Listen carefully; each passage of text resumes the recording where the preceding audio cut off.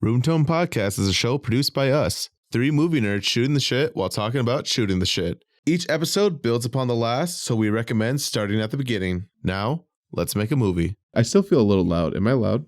You're a little loud. A little loud. A little loud? Back up. How about here? You're good. You do whatever. How about here? Check 1, 2. Damn. Yeah, I think that's. Welcome to the tone. Get toned. Checka what? Get toned. Yeah, so for the viewer, for each of our 3 microphones, we have like these cool black cases that they all came in, and as of today, the third of us has a sticker on their box. When our microphones first came, we were all so excited. I don't know, they're cute. Yeah. They look like we're carrying money. Yeah, Yes. we feel, But we're not. we feel so important. Mm-hmm. And so at the start, we're saying, how great are these to cover with stickers? How perfect would that be? We want to customize them, make them more fun. We want to put stickers on them. We want to put stickers on They're them. perfect for stickers. Everything's perfect for stickers. And I guess did we have a theme that we decided to do, or what was I don't think so. You It's don't just think Maybe though, maybe I'll make it a scrapbook. yeah. yeah. I mean, definitely. I think the plan is to get many. Yeah. But as of now, we each have a single sticker, Just one single sticker. and I think it's Our kind of single romantic. asses. You think it's kind of romantic? Yeah. How so? It's nice. It's like a nice little story. The 3 friends with their 3 boxes and their 3 stickers. Oh my. I'm getting looks. Wow. I think it's a winner. I'm getting looks. Here's the thing, Swain. I'm all for sappy. I'm a sappy dude. Good. Thank you. And you know what? If that's the route we're going, that's the route we're going. I saw it as a sticker, but you made it into a love story, and I appreciate that a little bit more. I saw it as a sticker. Clearly, you see more than this. Maybe you're just not used to putting stickers on things and the rush that comes with it. Oh my fair. God, that's You why don't put stickers on shit. That's probably it. That was some Mhm. psychoanalyzing right there. Holy shit! Yeah, I mean, this is new steps for me. Yeah. So what? That was new information I just revealed about yourself. So Cool. how vulnerable do you feel right now? Yeah. Tell our audience. Extremely. Yeah. Let me Cool. tell you about the last thing I put stickers on. Yeah. tell me. Okay. Was it a Hot Wheels? Oh, No, it was my snowboard. That's what I was gonna say. It was my snowboard in high school. Maddie knows. Really? That was the last thing you put a sticker on? Last thing I put stickers on. And for those of you who don't know how old I am, that was over 10 years ago. Oh, Sorry. officially. I don't mean to laugh, but goodness. How does it feel to be the big 2-7? Oh, baby. Oh my god. Cute. I woke up with a sore ankle today. I don't know how the fuck that happened. I didn't do Well, shit you yesterday. flip and jump all around the damn house. That's why you wanted me to rub your feet. Okay. We're both so funny. No, but I went to bed fine and I woke up with a sore ankle. What? Probably because I kept kicking you. How do you sleep wrong on your ankle? So that's how 2-7 feels like. I probably just kick you in the ankles all night. Oh, shit, man. Probably. That's Maddie's kink. Is to hit you in the Ankle ankles. kicking. Was I telling a story? I'm so sorry. Okay, this is my final ramblings. I put too many goddamn stickers on my snowboard. Mm-hmm. They filled it up and it got too busy. And then I had to take half of them off. Mm-hmm. And they were useless after that. And they had to all go in the garbage. Why did you have to take half of them off? Because it was busy. So now I have commitment issues when it comes to putting stickers on things. That was very Bill Cosby. Oh, So God. now, So now I have commitment issues. I'm putting stickers on the things. or like Christopher Walken. Oh, Christopher Walken, that's better. Thank you. Sorry.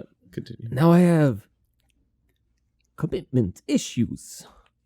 I definitely do. That's why I just buy stuff specifically to put stickers on it. Mm. Like I've been searching for a water bottle, and I finally found a water bottle, and I've picked out all the stickers that I want for it. Hell yeah. So That's a good way to do it. yeah, Mm-hmm. I don't like to live my sticker life on the edge. Also, I will say I think paying like $3 plus for a sticker is ridiculous. Really? So you think Yes. stickers should be like $2.50 No, I think stickers should be like $1.50. Well, it depends on the quality of the sticker. Yeah, you don't know what kind of stock they're working with. Mm-hmm. That might be some expensive paper you're I think buying. a good quality sticker that's that big should be able to be $150 in a perfect world. Like, that's what I think it should be. Yeah. Now all three of the gang has a sticker on their box. Yeah. So we want you guys to guess which sticker box belongs to which room tone host. Yes. And let us know. We'll post a poll or some shit. You'll find it. And let us know which one you think is which. We'll Yeah. have 3 fun stickers and 3 fun people. So figure it out. That's right, you fellow roomies. Fellow room tone sewers. I like roomies. That's like our audience. Roomies is cute. Like the other roomies. I like it too. Yeah. Get in here, roomies. Hi, Morgan. and And Jordan. Hi, Bree. Hi, Bree. You guys are all official roomies. Welcome Yeah, The club, y'all. welcome to the club. absolutely. Ground floor. Anyways. What's up, gang? So, can we pause for room tone or what? Yes.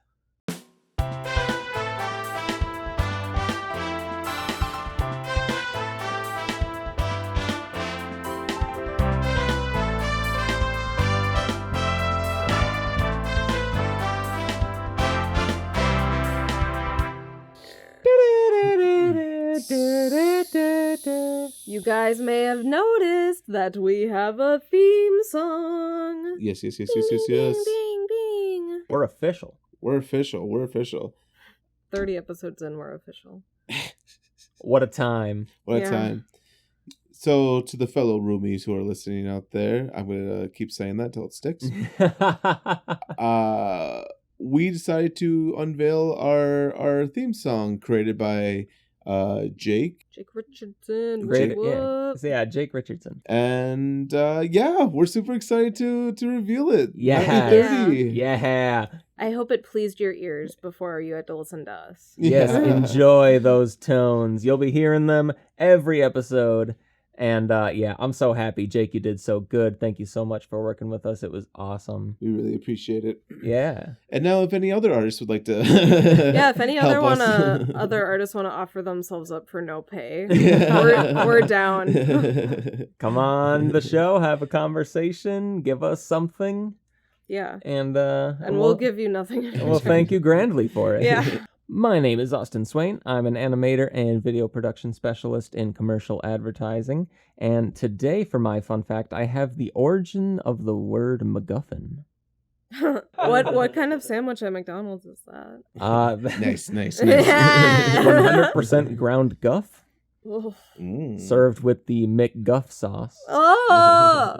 Now, all day at breakfast, the MacGuffin, coined by Alfred Hitchcock.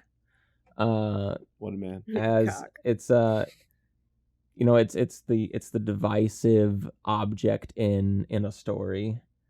It's the one. If you don't know what a MacGuffin is, you can Google it. I don't know what a MacGuffin is. Yeah. You came in with a fun fact and you weren't ready to explain what it was? I just assumed people knew what a MacGuffin was. What's MacGuffin? Do you know? No. Oh, cool. All right. So Hold on. Can I guess? I Yeah, think I hazard a know. guess. So I think a MacGuffin is like an object that doesn't matter, like that had importance, but like actually doesn't matter. It's it's Tell based. us what a MacGuffin is. Because it's obviously not that. Oh, I think you are right. Kind of. Nice. I It was just the long pause made me think it wasn't. No, I thought it was something different, and then I read the description, like the actual definition, because I hadn't read the definition today. But I had an idea of what it was, and I was wrong. Oh. And yeah, you're pretty much right. An object or device in the movie or book that serves merely as a trigger for the plot. Oh. So it's like Oh. the turning point So it's object. something that has purpose. Yeah, not yeah, yeah. something Yeah, useless. But it's kind of like its only purpose is to like drive the story forward. I knew it was an object. That's all I knew. Interesting. Yeah. So yeah, it's a literary device. Yeah. It's a storytelling symbol. I can't believe you came to this with your fun fact and Didn't know And what just- it meant. and didn't know what it meant. Fucking wasted. What did you think? and it then meant? neither of us knew what it was. I have always thought of a MacGuffin as like the thing that the protagonist is going for. It's like their golden apple in the story. It's like the one thing that they're after, whether it's an object or like just like the goal of their mission. Mm-hmm. That's comeuppance. Comeuppance? Mm-hmm. Isn't that like karma? Yeah. Like them getting booted? Yeah. Yeah, I just wanted to say comeuppance. So anyway, Alfred Hitchcock, MacGuffin is apparently some word from an old story. A fellow says a package contains a MacGuffin, which he explains is used to catch tigers in the Scottish Highlands. MacGuffin sounds like a mascot for a fire department. Oh, totally I don't does. like the word. It sounds icky in my head. MacGuffin, the fight dog, the fire dog. Yeah, well, it's just like Crime McGruff. Oh, there we go. That's probably McGruff right. the yeah. crime dog. McGruff the crime dog. There Crime you go. McGruff. Crime. Crime McGruff. I was like, that doesn't sound right. All right, intro for you. My name is Maddie, and yesterday we watched Silence of the Lambs again. Yeah, but I would recommend everybody watch Silence of the Lambs, obviously. Mm-hmm. And I love Clarice Starling, and if they come back with Hannibal, I think I would be okay with her being the next character that they introduce. Oh, interesting. Ooh, okay. I've been fighting with that for a while. Yeah. but Do you think they will bring back Hannibal? It's the only thing I'm living for, so they better. That's fair. Okay. Yes. What's your fun fact? Well, first, let me just introduce myself. Okay. My name is Austin Arpeza. I'm an amateur filmmaker, and my fun fact is my name is in an acknowledgement in a book, in a Oh, published book. Ooh, Yeah. That is a fun fact. very fun. Do tell. But yeah, so my name is in an acknowledgement in one of Kirsten Cron Mills's books. And what's your name? Austin Arpeza. So tell us about the book and about your acknowledgement. So my acknowledgement, one summer day, Kirsten messaged me and asked me if she can get some insight on my culture. Okay. And I was like, sure. And then she invited me to her office. We talked about like for what Mexicans, I guess, did for like celebration. Yeah. And like in my like family and like my like neighborhood or whatever, Yeah. you knew it was a big celebration with like the types of meat that like they would buy. Mm. Yeah, it's or the amount of meat that they would Yeah. buy. Okay. Just a variety of everything, and Step up a little bit. yeah, just Yeah. grill it, and Right like on. also I guess the amount of alcohol they would purchase. Yeah. That's fair. And so, what kind of a book was she working on? She was working on a fiction book about a teen girl growing up in Duluth whose father has I believe it's Lou Gehrig's disease, Hmm. Okay. and like seeing him slowly deteriorate as like a human and going through that, and then also graduating high school. And Interesting. I'm sorry. It is nonfiction. it's nonfiction. Okay. No. No, it's fiction. fiction. Sorry, It's fiction. Okay. Yep. Sorry. Okay. Okay. Got it. Yep, So yep. it's a story. It's a story. Yep. For lack of a better. Okay. Yep. And yeah, and one of the like caretakers of her father is Mexican, and I think like his father, the caretaker's father, worked with the main character's father. Like he was a first responder. He rode in ambulances and did all that jazz. Gotcha. Interesting. So yeah, no, it was a good book. I have it.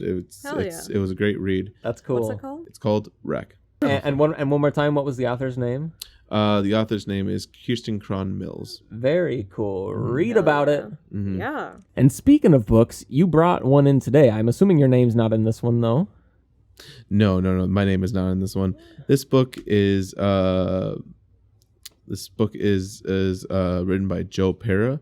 The title is A Bathroom Book for People Not Pooping or Peeing, but Using the Bathroom as an Escape. And it's just a beautiful title. It's such a beautiful title. What's the intention with like what? So- Why do you? What is your intention with a book like this? I'm very excited. I think I don't really have an intention other than like having a book that it's just fun to read, and it's just nice and short, and like I love the comedian, and so it's also like a level of like I want to support his art Hell yeah. somehow, and this was a great way to do it. Hell yeah! But you will be storing it in your bathroom. I will not. I know, Oh, I know, no. but that's just because of water damage. I would not like any more. That's fair. I would prefer not to have any more water damage Oh, no. happen to the book. There is water That's damage fair. on it? There's a bit of water damage. Oh, man. That's yeah. Also, That's you fair. kind of think about it. A book in the bathroom is kind of gross. Like you don't know Depends who's. how gross your bathroom is. It's that, and like also like how gross people are when they're using the bathroom. Yeah. you Yeah, know? true. So like I'd rather just have it, and then someone can like pop it off my bookshelf and Yeah, read it. that's fair.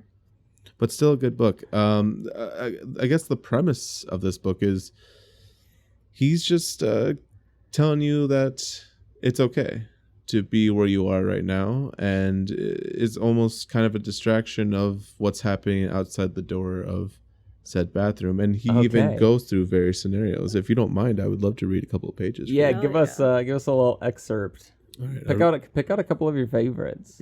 I'll just read the beginning. Okay. Yeah, I was gonna say I kind of wanted an order, but it's just very stream of thought. Yeah. All right, Yeah. bet. Yes. I'll start at the beginning just so you can kind of have a taste or feel. Hell yeah. First page. Are you all right? You are now. You're in the bathroom. If you don't mind me asking, what's going on? Did you just excuse yourself to do a toot? Are you hiding away from your kids?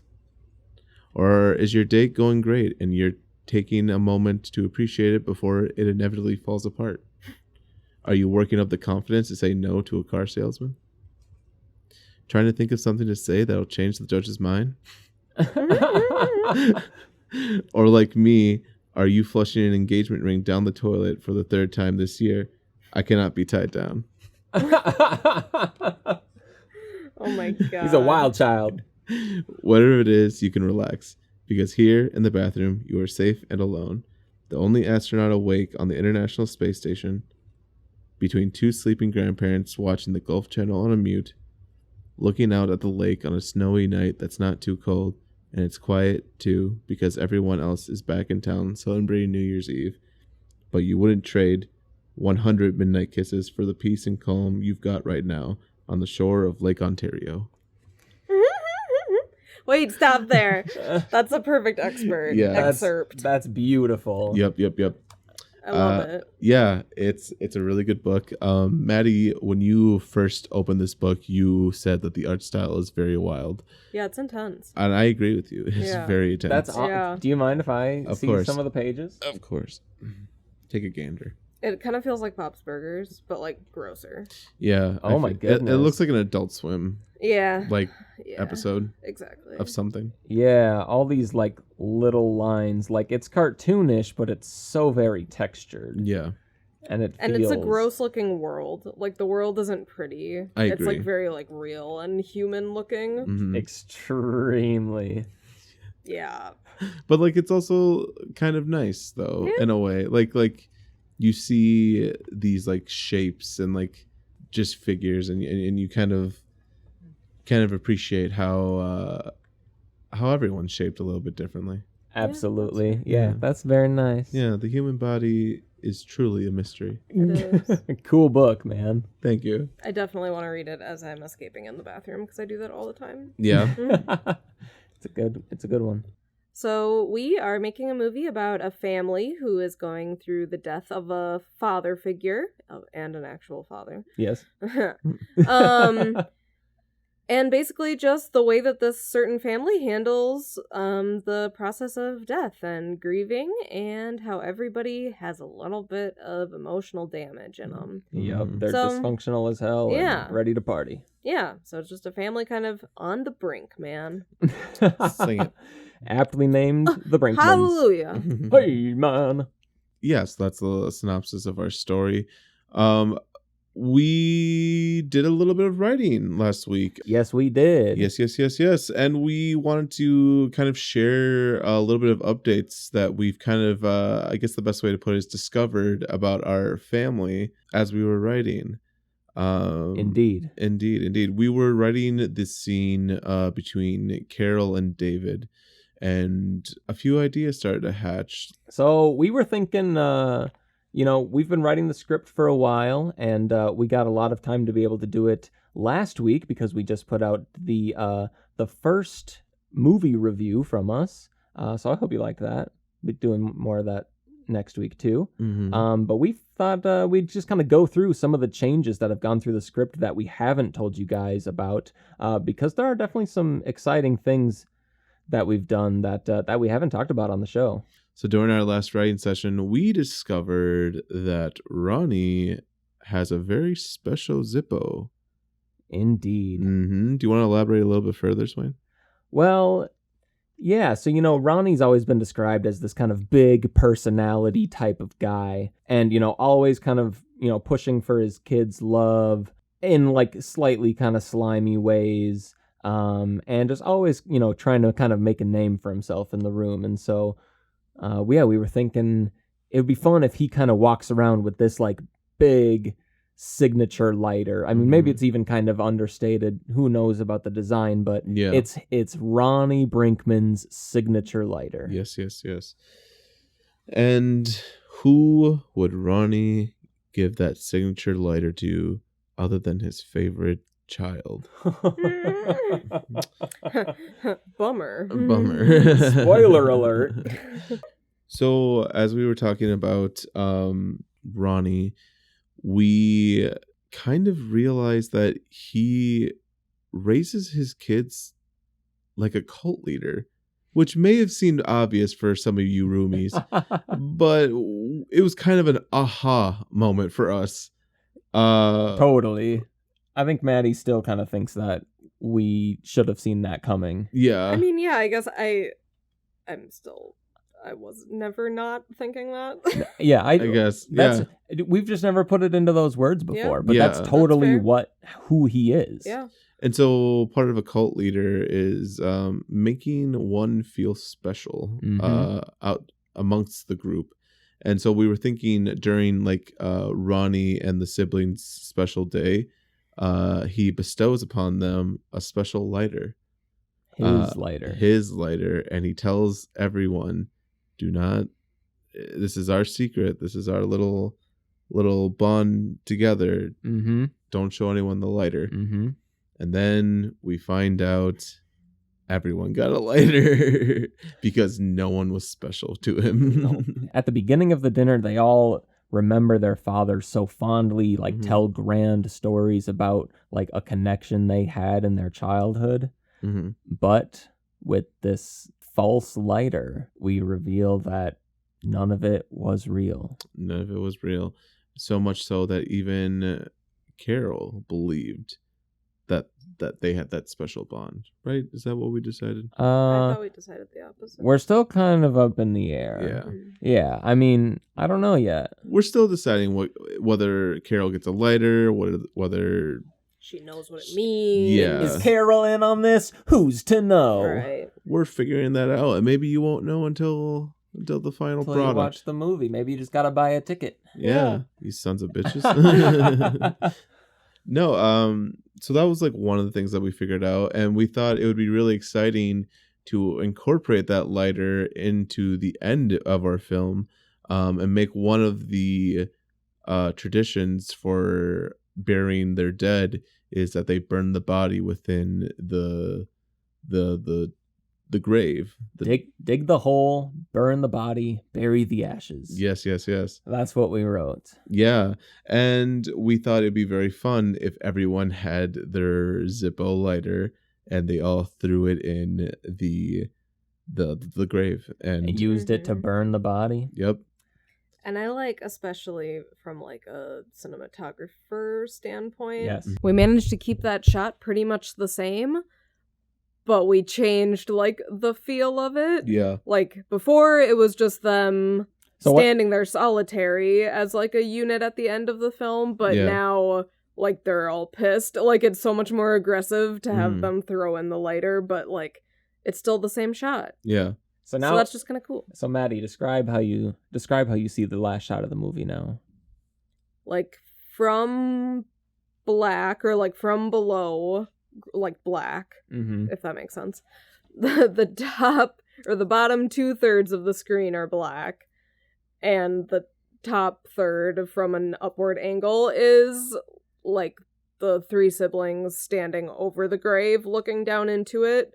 And it was previously going to be that they just kick the body in the body covers the camera and Yeah. it all cuts to black, and then that's when the scene or the credits roll. Yeah. But now it's like the body's already in there, and they each of them throw their Zippo lighter into it, Mhm. Yeah. and then like the flames catch up, and it's just like very aggressive. I agree. Fuck yeah. So can I tell you guys what I envision these lighters to look like? Absolutely. Mhm. So I guess like your average Zippo lighter, nothing too fancy. But I also imagine like in like a gold like script saying like the king and with like a little tire just below The king. the king. And I just like that symbolism of like burning the king. Yes. Mhm, The yeah. king is down. Because he was the tire king. And now he's been dethroned. Dethroned. It's so symbolic, the lighter. Yeah. Like it's a symbol of his love, and then it's a symbol of his memory, and then it's a symbol of his betrayal. Yeah. And so And it's a symbol of how fucked up he is. completely, yeah, of like the falsity of the entire establishment. He is the fire starter. Mm-hmm. And that is why I chose the word MacGuffin today. That's fair. MacGuffin. I But you don't don't know. even know what it meant. How did you choose that? Well, I don't know, honestly. I You just son of a I thought bitch. of just Yeah. like like an important object in a story is like what I had in my mind, and I'm like, the lighter, dude. I think it feels MacGuffin-y. Even if it wasn't right on, it would be close enough. You're an important object in a story. Wow, don't objectify me. That's yeah, cool. no, I like that. I can Yeah. already picture like poster designs around this. Mhm. Ooh, Like lighters are uh-huh. so Mm. aesthetic. Uh-huh. I think it'd be fun if we named the film Zippo. Which, by the way, guys, I just realized we haven't even talked about the name. I for don't this think movie. we should. I don't think we should. I'm still thinking Too Fast, Too Furious. That's my. That's oh my. yeah. I think that's possibly one of the best ideas so far. Thank you. Too Fast, Out Too of- Furious. Out of Yeah. our ideas of zero. Yes. No, Zippo. Zippo. Oh yeah. I I thought like we had some Zippo. good ones the other day, but I don't like Zippo. I'm just being honest. How about Jewel? oh, Newport. Yes. Newport Slims. Firestarter was cute. If that wasn't already If a that shitty wasn't movie. a recently made movie. Right. Yeah. Anyways, so what else happened? Someone falls in love. Someone falls in love. I It mean, was me. I feel like that was kind of my whole thing. Someone falls Do we in want to love. talk about like the shot with Carol, like him walking out to Carol? Yeah. Should we talk Sure. about that? Sure. So let's paint you roomies a scene. Again, I'm gonna use the Again. shit out of Roomies, so I hope you guys are prepared. Hell yeah. So how we got talking about that lighter was we were writing the scene with David and Carol, and we started to talk about how do we transition into it? Where does this scene go? We were thinking that David would try to find Zoe, because that's his anchor. That's supposed to be his rock. So we imagine him coming out of whatever room that him and Donnie were just in, and we are doing a tracking shot as he sees Zoe in the kitchen through the doorway down the hallway, and he walks towards her, and then notices that Zoe is like slowly going around like this island or table of sorts, and we reveal that Nicole is also with Zoe. And once David sees that Nicole is in the room, he Skirt. Well, no. Yeah, Not gonna go in there. He quickly goes finds a different door and goes outside to reveal that Carol is out there having her smoke.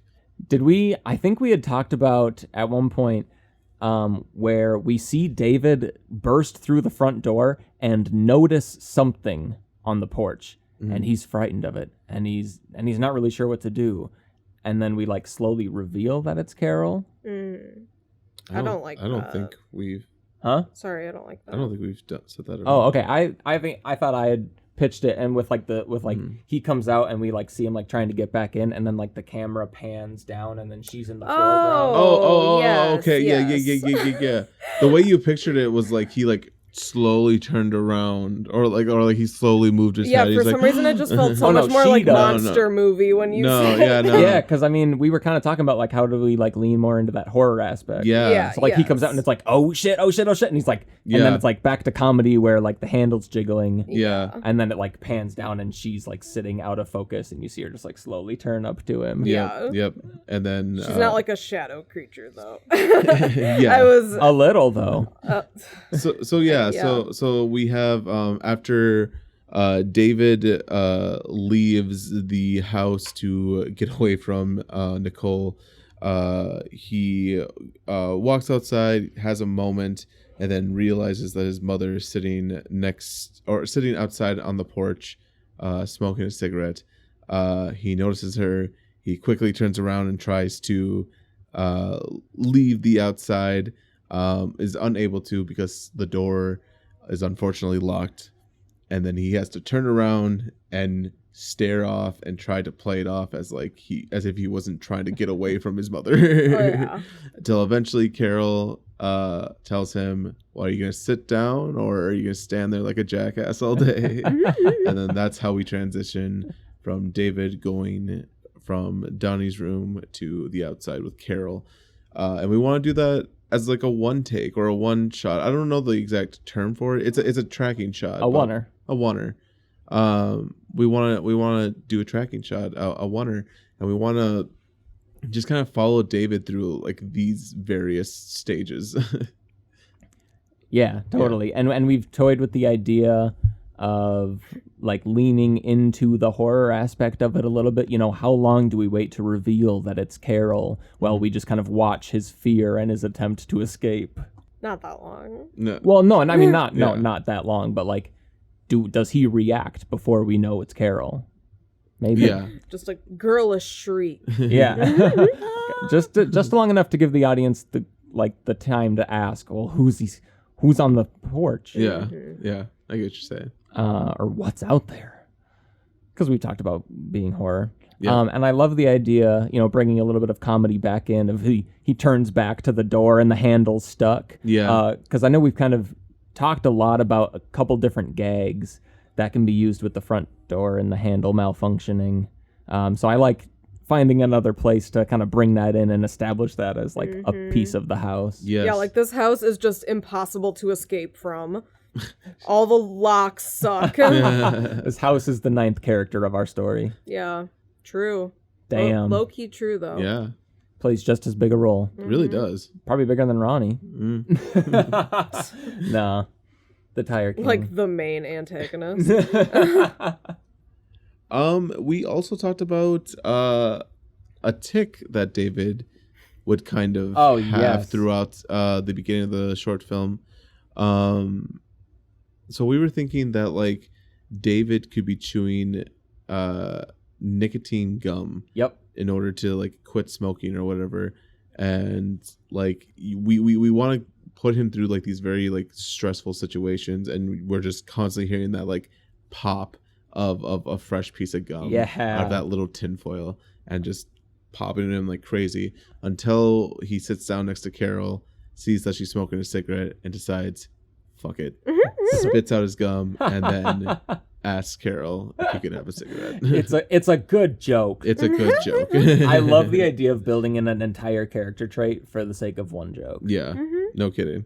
Plus, I think it fits him so well. Yeah, like I can see him like chewing gum frantically the entire way there. Yeah. Like I could see that as like a close up in the intro of just like a mouth chewing really fast, Ooh. you know? Yeah. And I love, like, I picture him so cartoonish, like turning to a perfect profile and throwing in like 2 pieces of gum from like a full foot from his mouth. Yeah. It's like, boom. Yeah, I can too. Just very cavalier about it. Yeah, there's like, oh, we're at the door. All right, what's up? Ooh. Ooh, screamed it. Yeah. All right, we're at the door. Okay, what's going on? Perfect. And And yeah, so just kind of adding that little trait to David. Hell yes. And those were some of the main things we decided to change about like our characters. Some little things that we've discussed, like specifically about Carol's dialogue, is that she's a little bit more snippy. She's a little bit more. She'll answer your question with a question and never really give you a true answer. She's definitely there to shove your face in it when she can. Yeah. She pretty much just ignores David through a lot of it. Like, David really tries to kind of bring the conversation towards himself. Yeah. Like, oh, like, here's what I've got going on. And she just like, Yeah. Cuts it. Like, she doesn't give a shit. This is also a moment where we bring out one of the lighters. Because Yep. he uses it to light a cigarette. Yeah, exactly. And that's kind of, yeah. So, we kind of show its significance too, because during the interaction with Carol hands him not only a cigarette but a lighter, but he refuses said lighter in order to light it with his own, as is tradition. Turns out he was holding on to his dad's love a little tighter than he might have admitted. Mm-hmm. I love that we've continued to write in the potatoes. Yeah. I think that's very funny. So That's perfect after a cut. It just is. Yeah. With like a drag. Right in the potatoes. Yeah. So where did that come from? Where did this running joke come from? So we talked about with David and Donnie's conversation, David asking questions about how his father died, and Donnie giving him very just not helpful answers. And we thought it'd be really funny to give Carol something similar, and like also give him not helpful answers. Well, it's something we've written into several pieces of dialogue now. Yeah, doesn't Nicole say it too? Yeah, I mean, I think any chance we can. Oh, Yeah. okay. I didn't know. At least Yeah. it's like a joke for the first half of the film. Yeah, totally. Oh, that would be really funny if everyone says it once. Yeah, like you can like David and Zoe need to be told it by everyone, I think. Yeah. Or like somehow it's said by everybody in the first half. I mean, there's a good chance like rule of threes rules out here. You know how we're going to have Ronnie fall fat or face into the potatoes? Yeah, that's what I was. That's what I was hoping you'd say. I think Johnny should say it then. Oh, at the dinner table. At the dinner table, just psh, right in the potatoes.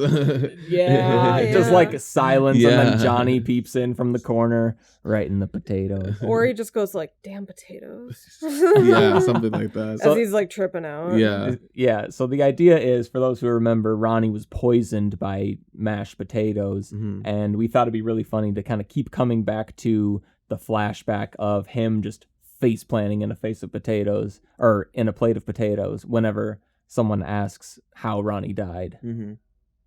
Followed by the apathetic utterance of the phrase, "right in the potatoes." And on top of that, throughout the scene of David and Carol having their conversation, of course Donnie's sneaking through the background up to some shit. And so he's out there fetching Ronnie's body, and we thought it'd be fun to like give him a cute little wagon, have the wagon fall over a couple times. He's trying to get the body back in.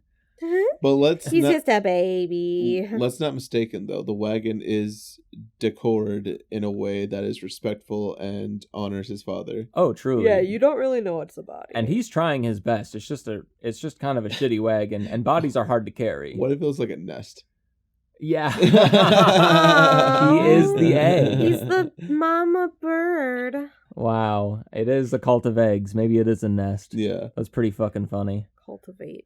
But I think we kind of had like a little kind of fun cut mixed in where it's like Donnie finally gets the body back behind the house, and like as soon as he does, he bursts through the front door, just sweaty, dirty, like his shirt's ripped a little, and he's time for dinner.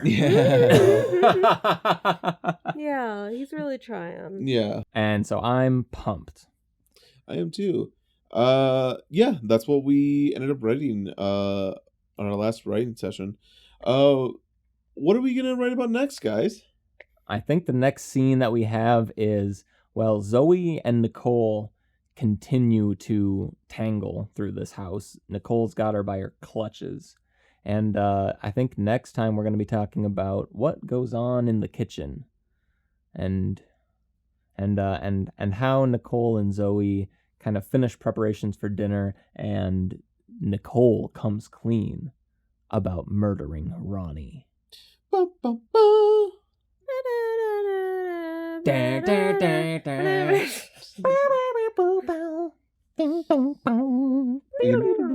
You know what else she's gonna come clean on?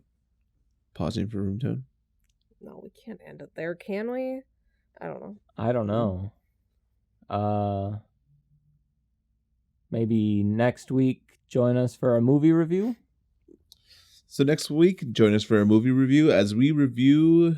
Do we announce it or do we? No. As we review, guess what? You're gonna have to guess, bitch. You don't get to know. You have to show up. Yeah, tune in next week, or just read the title because it'll probably be in the title. Yeah. So next week we're gonna be. Sorry, I'm just gonna get a clean one, like a non like fuck you. Yeah. Just in case. Yeah. And next week you'll expect a movie review from a movie we won't announce here. So stay tuned. And then after that, we'll be doing a little bit of writing. Yes. So we hope you enjoyed last week's movie review. We definitely had a lot of fun doing it. And join us next week. We're doing it again. But first, and until then, pause for room tone.